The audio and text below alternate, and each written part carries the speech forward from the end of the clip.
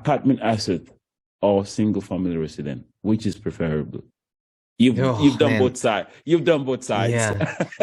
It's really hard. I would say a single family home is good. Like it's absolutely necessary as a private residence. So, no matter where you are, you need a private residence to help build equity and control your expenses, right? And have a bank, right? You can use your home or your private residence as a HELOC later on if you want to make an investment or need an emergency fund. So definitely think that everyone should have a primary residence. That's the thing, as a house.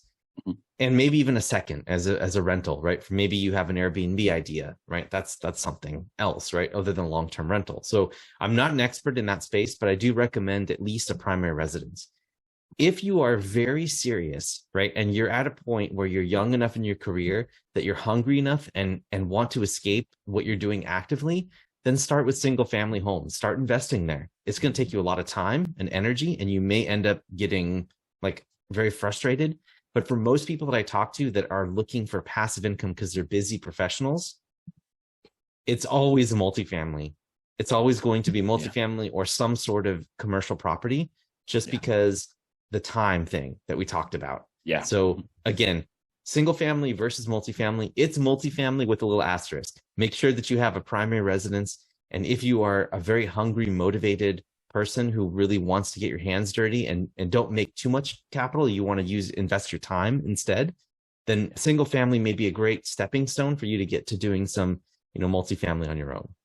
Awesome. So both has its own advantages, but ultimately That's right. multifamily takes an edge versus the single family residence.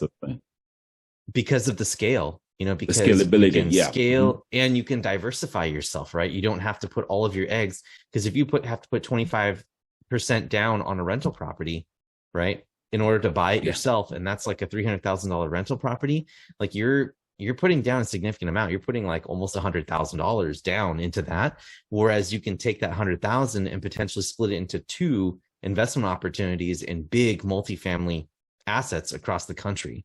True. So you just got to think about that. Plus, there's the time and energy it takes to get that up and running for both sides. Yeah.